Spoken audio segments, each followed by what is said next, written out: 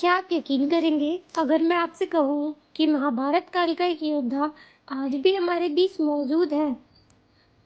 एक ऐसा इंसान जो पिछले 5000 सालों से जिंदा है। वो जंगलों में भटक रहा है। उसके शरीर से मवाद और खून की बदबू आती है। वो हर आने जाने वाले से तेल और हल्दी मांगता है ताकि अपने घावों को भर सके। वो मौत मांग रहा है लेकिन मौत उसे मिल नहीं रही। विज्ञान इसे असंभव मानता है, लेकिन धर्म ग्रंथ पर स्थानीय लोग कहते हैं कि यह सच है।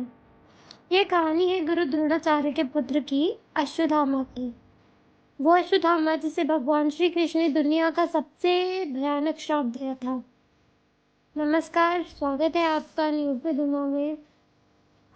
मैं हूँ आपके साथ उमा। आज हम महाभारत के उस सबसे बड़े रहस्य पर पर्दा उठाने जा रहे हैं जो सदियों से लोगों के मन में डर और कौतूहल पैदा कर रहा है। क्या वाकई अश्वत्थामा आज भी जिंदा है? और वह जिंदा है तो कहाँ है? इस कहानी की गहराई को समझने के लिए हमें आज के कलयुग से निकलकर द्वापर युग के उस कुरुक्षेत्र में चलना होगा जहाँ खून की नदियां बह रही थी। लेकिन उससे पहले हमें चलना होगा अश्वत्थामा के बचपन में, क्योंकि वहीं से इस महाविनाश की नींव पड़ी थी। कम लोग जानते हैं कि गुरु द्रोणाचार्य शुरुआत में गरीब थे। हालत ऐसी थी कि उनके पास अपने बेटे अश्वत्थामा को पिलाने के लिए दूध तक नहीं था। एक बार बचपन में अश्वत्थामा ने देखा कि उसके दोस्त दूध पी रहे हैं। वो रोता हुआ अपनी माँ के पास गया, दूध मांगने लगा। घर में दूध नहीं था। माँ का दिल पसीजा। चावल के आटे को पानी में घोला और उसे दूध बताकर अश्वत्थामा को पिला दिया। नन्हा अश्वत्थामा उसे पीकर खुश हो गया और दोस्तों के बीच कहने लगा कि मैंने दूध पिया। जब गुरु द्रोण को यह पता चला तो उनके अंदर का स्वाभिमान जाग उठा। लगा कि गरीबी के चलते बेटा हंसी का पात्र बन रहा है। यही वो पल था जब द्रोणाचार्य ने हस्तिनापुर जाने का फैसला किया और यहीं से महाभारत के बीच में रहे। अश्वत्थामा ने बचपन से यह भाव अपमान देखा था। शायद इसीलिए उसके अंदर शक्ति पाने की और अमर होने की एक अंधी चाहत पैदा हो गई थी। अश्वत्थामा कोई साधारण योद्धा नहीं था। उसका जन्म भगवान शिव के आशीर्वाद से हुआ था। जन्म के समय उसने रोने की जगह घोड़े जैसी आवाज निकाली थी और इसीलिए उसका नाम अश्वत्थामा पड़ा था। उसके माथे पर जन्म से ही एक दिव्य मणि थी। यह मणि उसे भूख, प्यास, बीमारी और शास्त्रों के वार से बचाती थी। जब तक वो मणि उसके पास थी, उसे कोई मार नहीं सकता था। वह अजय था, अमर था। महाभारत का युद्ध शुरू हुआ। अश्वत्थामा कौरवों का साथ दे रहा था क्योंकि वह दुर्योधन का परम मित्र था। युद्ध के 15वें दिन एक ऐसी घटना हुई जिसने अश्वत्थामा को अंदर से तोड़ दिया। पांडवों ने एक अफवाह फैलाई कि अश्वत्थामा मारा गया। धर्मराज युधिष्ठिर ने कहा कि अश्वत्थामा मारा गया, लेकिन नर नहीं, कुंजर यानी हाथी। इसी बीच श्री कृष्ण ने शंख बजाया। गुरु द्रोण ने सिर्फ आधी बातें सुनी। पुत्र शोक में हथियार डाले और उनका वध कर दिया। जब अश्वत्थामा को यह पता चला कि उनके पिता को छल से मारा गया तो वो पागल हो गया। उसने कसम खाई कि वो पांडवों के वंश का नाश कर देगा।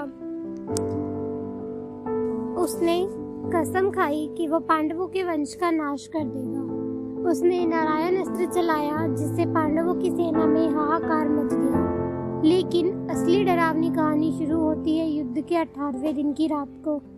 दुर्योधन अपनी आखिरी सांसें ले रहा था। उसकी जांघ टूट चुकी थी। पूरी कौरव सेना खत्म हो चुकी थी। सिर्फ 3 लोग बचे थे, अश्वत्थामा, कृपाचार्य और कृतवर्मा। अश्वत्थामा एक बरगद के पेड़ के नीचे बैठा था। वो उदास और गुस्से में था। तभी उसने एक अजीब घटना देखी।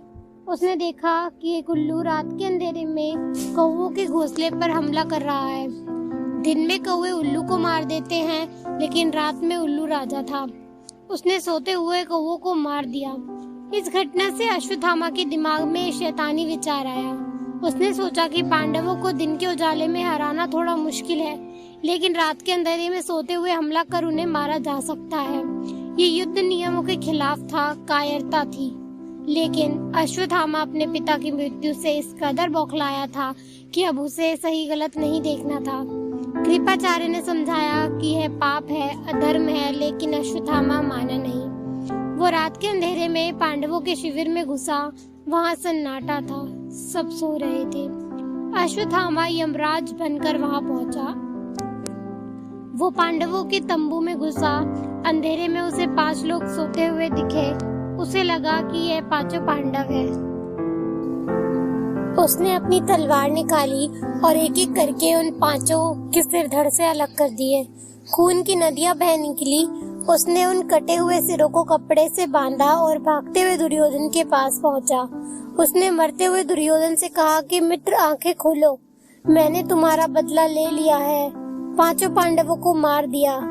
दुर्योधन भी खुश हुआ, लेकिन जब उसने उन सिरों को ध्यान से देखा तो वो चिल्ला उठा। उसने कहा कि मूर्ख, तूने क्या कर दिया? यह पांडव नहीं है, यह द्रौपदी के 5 पुत्र हैं। तूने हमारे ही वंश का नाश कर दिया, तूने बच्चों को मार दिया। यह सुनकर दुर्योधन ने दम तोड़ दिया और अश्वत्थामा सन्न रह गया। जब सुबह हुई, पांडवों को इस जघन्य अपराध का पता चला तो उनकी आत्मा कांप गई। द्रौपदी अपने पुत्रों के शव देखकर विलाप करने लगी। अर्जुन ने कसम खाई, जब तक अश्वत्थामा का वध नहीं कर देंगे, उसके माथे की मणि निकालकर द्रौपदी के चरणों में नहीं रखेंगे, तब तक वह चैन से नहीं बैठेंगे। अर्जुन और श्री कृष्ण उसका पीछा करते हुए महर्षि व्यास के आश्रम तक पहुँचे। अपनी जान बचाने के लिए अश्वत्थामा ने वह गलती कर दी थी जिसकी माफी तीनों लोक में नहीं थी। उसने ब्रह्मास्त्र चला दिया। यह उस समय का सबसे विनाशकारी हथियार था जो पूरी सृष्टि खत्म कर सकता था। अर्जुन ने भी बचाव में ब्रह्मास्त्र चलाया, लेकिन ऋषियों के समझाने पर अर्जुन ने अपना अस्त्र वापस लिया। पर अश्वत्थामा को अस्त्र वापस लेना आता नहीं था। जब उसे लगा कि उसकी जान खतरे में है तो उसने क्रूरता की सारी हदों को पार कर दिया। उसने कहा कि मैं इस अस्त्र को वापस नहीं ले सकता, लेकिन इसकी दिशा बदल सकता हूँ। उसने उस महाकारी विनाश को अभिमन्यु की पत्नी उत्तरा के गर्भ की ओर मोड़ दिया। उसका मकसद था पांडवों के कुल का नाश करना, एक अजन्मे बच्चे की हत्या करना। यही वो क्षण था, यही वो कृत्य था जिसने भगवान श्री कृष्ण को क्रोध से भर दिया। श्री कृष्ण ने उत्तरा के बच्चे को तो बचा लिया, जिसे बाद में राजा परीक्षित कहा गया, लेकिन अश्वत्थामा को वो सजा दी जो मौत से बदतर थी।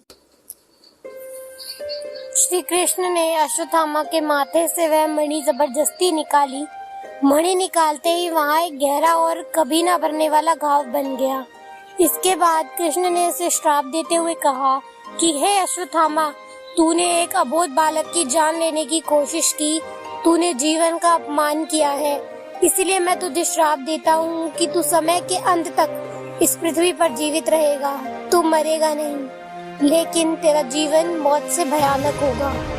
तेरा शरीर से हमेशा पीप और लहू बहेगा।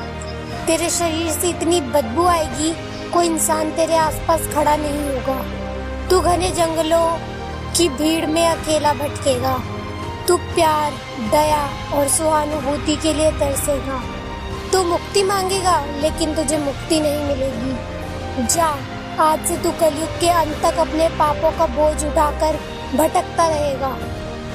कहा जाता है उसी दिन से अश्वत्थामा का नरक शुरू हो गया। 5000 साल बीते, सभ्यताएं बनी बिगड़ी, लेकिन अश्वत्थामा वही है। इतिहास के पन्नों में अश्वत्थामा के दिखने का कई बार जिक्र है। सबसे प्रसिद्ध किस्सा 12वीं सदी का है, जब पृथ्वीराज चौहान का राज था। कहा जाता है पृथ्वीराज चौहान शब्द भेदी बाण चलाने की कला सीखने जंगल गए थे। वहाँ एक बुजुर्ग और विशालकाय व्यक्ति मिला जिसके माथे पर गहरा घाव था। उस व्यक्ति ने पृथ्वीराज को विद्या सिखाई। बाद में पृथ्वीराज चौहान ने अपने राजकवि चंद्रबरदाई को बताया कि वह व्यक्ति कोई और नहीं बल्कि अश्वत्थामा थे, क्योंकि साधारण मनुष्य के पास वह प्राचीन विद्या होना असंभव था। अब सवाल उठता है कि आज के आधुनिक युग में कहाँ है? भारत में एक ऐसी जगह है जहाँ अश्वत्थामा के होने के सबसे ज्यादा दावे किए जाते हैं। वो जगह है मध्य प्रदेश का बुरहानपुर शहर और वहाँ स्थित असीरगढ़ का किला। इस किले के ऊपर एक पुराना शिव मंदिर है जिसे गुप्तेश्वर महादेव मंदिर कहते हैं। वहाँ के स्थानीय निवासियों का यह कहना है कि अश्वत्थामा आज भी रोज सुबह यही पूजा करते हैं। मंदिर के पुजारी बताते हैं कि मंदिर को रात को सफाई करके दरवाजा बंद किया जाता है। किले का रास्ता कठिन है, वहाँ परिंदा भी पर नहीं मार सकता। चारों तरफ गहरी खाई जंगल है, लेकिन जब सुबह दरवाजा खुलता है तो शिवलिंग पर ताजे गुलाब के फूल और बेलपत्र चढ़े होते हैं। कई बार गुलाल भी लगता है। आखिर ये बंद दरवाजे के पीछे वो कौन पूजा कर रहा है? विज्ञान के पास कोई जवाब नहीं। कई न्यूज चैनल्स ने कैमरे भी लगाए, लेकिन रात में कैमरे बंद हो गए या तो खराब हो गए। ये कहानी ही रह गई। किले के आसपास के गांव में कई बुजुर्ग ऐसे भी हैं जो किस्से सुनाते हैं जो रोंगटे खड़े करते हैं। लोग कहते हैं कि जंगल में उन्होंने एक विशालकाय इंसान को देखा है जिसकी लंबाई 10 से 12 फीट है। उसने अपने शरीर और सिर को कपड़े से ढक रखा है। अक्सर लोगों से रुककर तेल हल्दी मांगता है। लोग कहते हैं उसके माथे से घाव आज भी खून रिसता है। तेल हल्दी लगाने से उसको थोड़ी ठंडक मिलती है। जिसने भी उसे हल्दी दी वह या तो डर के मारे दोबारा उस रास्ते पर नहीं गया या मानसिक संतुलन बिगाड़ बैठा। एक मशहूर किस्सा एक डॉक्टर का भी है। कहा जाता है कि मध्य प्रदेश के ही एक गांव में एक रात एक डॉक्टर के पास एक अजीब मरीज आया। अपने चेहरे को ढक रखा था। डॉक्टर से कहा कि मेरे माथे पर एक पुराना घाव है जो भर नहीं रहा। जब डॉक्टर ने पट्टी हटाई तो सुन रहे माथे के ठीक बीचों बीच एक गहरा गड्ढा था जो हथियार की चोट जैसा नहीं लगता था। अजीब सी दुर्गंध थी। डॉक्टर ने पूछा, यह घाव कितना पुराना है? मरीज कुछ नहीं बोला, बस अजीब सी हंसी हंसा। डॉक्टर ने मुड़कर दवाई उठाई तो कुर्सी खाली। वो मरीज चला गया था। और डॉक्टर आज भी मानते हैं कि अश्वत्थामा थे जो अपनी पीड़ा को कम करवाने आए थे। इसके अलावा गुजरात में नर्मदा नदी के किनारे भी कई साधु संतों ने अश्वत्थामा को देखने का दावा किया है। उनका कहना है कि अश्वत्थामा वहाँ साधारण साधु के वेश में परिक्रमा करते हैं। वो तेज गति से चलते हैं, पल भर में आंखों से ओझल हो जाते हैं। नर्मदा परिक्रमा करने वाले यात्रियों के बीच यह मान्यता बहुत गहरी है कि अगर आप सच्चे मन से परिक्रमा कर रहे हैं तो आपको अश्वत्थामा के दर्शन होंगे, भले आप पहचान ना पाए। हमारे धर्म ग्रंथों में भी जिन 7 चिरंजीवियों का वर्णन है, यानी 7 अमर लोग, अश्वत्थामा उनमें से एक है। लेकिन बाकी चिरंजीवी जैसे हनुमान जी, परशुराम जी अपनी इच्छा और प्रभु की सेवा के लिए अमर है, जबकि अश्वत्थामा अपनी सजा काटने के लिए अमर है। लेकिन इस अमरता का भी एक उद्देश्य है। भविष्य पुराण के अनुसार अश्वत्थामा का जीवन सिर्फ सजा नहीं है। भविष्यवाणी कहती है कि जब कलयुग का अंत होगा, पाप अपनी चरम सीमा पर होगा, तब भगवान विष्णु 10वां अवतार लेंगे, जिसे कल्कि अवतार कहा जाएगा। उस समय भगवान कल्कि को धर्म की स्थापना के लिए गुरु और सहायकों की जरूरत होगी। तब परशुराम जी और अश्वत्थामा सामने आएंगे। अश्वत्थामा भगवान कल्कि के साथ मिलकर धर्म युद्ध लड़ेंगे, अधर्मियों का नाश करेंगे और शायद यही समय होगा जब पापों का प्रायश्चित करने का मौका मिलेगा और भगवान इस श्राप से मुक्ति देंगे। अब आप सोचिए, एक इंसान 5000 साल से जी रहा है। उसने देखा है कैसे द्वारिका समुद्र में डूबी, कैसे हस्तिनापुर खंडर बनी, कैसे मौर्य गुप्त मुगल आए, कैसे अंग्रेज आए। सब कुछ बदला, लेकिन उसकी पीड़ा नहीं बदली। उसका वो घाव आज भी हरा है। वो आज भी किसी गुफा या किसी मंदिर के कोने में बैठकर अपनी मुक्ति का इंतजार कर रहा है।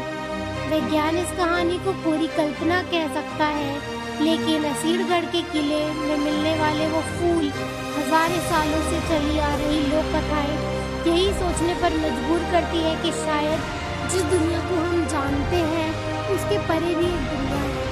एक ऐसी दुनिया जहाँ श्राप वरदान आज भी काम करते हैं। अश्वत्थामा की कहानी हमें सिखाती है कर्म का फल सबको भोगना पड़ता है, चाहे आप कितने शक्तिशाली क्यों ना हो, आप देवता के पुत्र क्यों ना हो। अगर आपने अधर्म किया है तो उसकी सजा आपको मिलेगी।